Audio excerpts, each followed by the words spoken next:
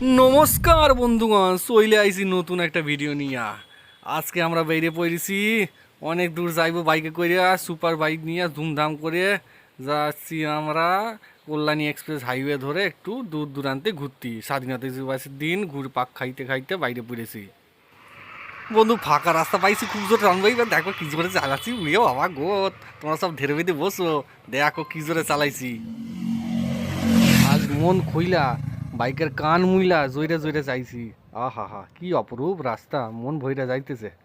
সুন্দর রাস্তা পাইয়া বন্ধু হুই হুই করে টানছে, খুব জোর জোরসে টানছে। আমি চুপচাপ বইসা বইসা দেখতেছি, আমার হাত পাগুলো ঝনঝনিয়ে যাচ্ছে, মনে হচ্ছে কখন দাঁড়াবো।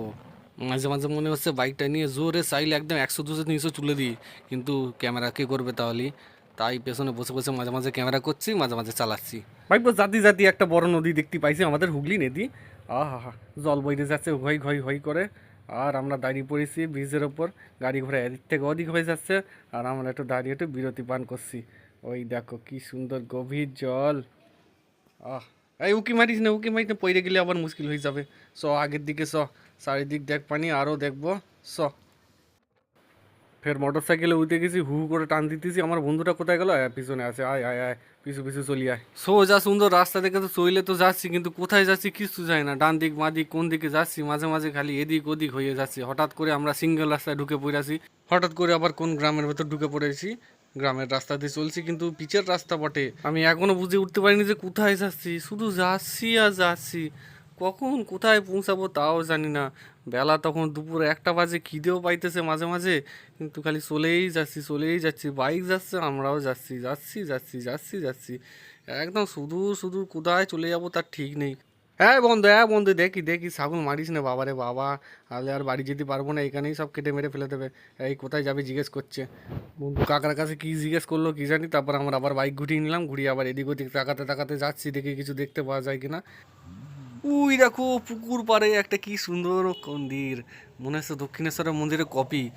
কিন্তু বন্ধুর কাছে শুনলাম এর অনেক পুরনো আদি মন্দির। বন্ধু এর আগে অনেকবার এসছে নাকি ছোটোবেলায়, তাই আমাদের এখানে নিয়ে এসছে। আজ এই মন্দিরে মায়ের দর্শন কইরাই বাড়ি যাব। সারাদিন রোদে ঘুইরা, মুখটা কালো কইরা কেলে পাঁচুর মতো হইয়া আমরা মন্দিরে প্রবেশ করলাম। বেশ সুন্দর এই মন্দিরের প্রবেশ পথ, মাথা নিচু কইরাই ঢুকতে হয়। এই মন্দিরটায় চলে এসেছি, খুব সুন্দর একটা মন্দির।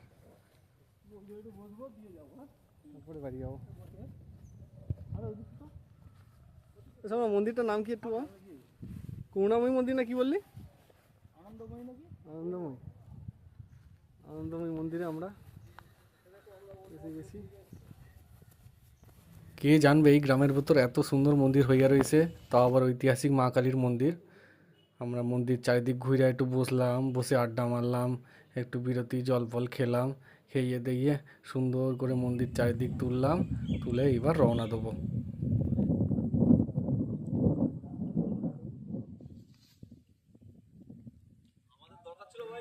সবাই জয় মা কালী বলে একটু নমস্কার করে নাও ফটোটা দেখে, মায়ের ফটো। হ্যাঁ, একটু ছাগল নিয়ে খেলে নিয়েছি, এবার আমরা বাড়ি যাব। আর রে ছাগল যা,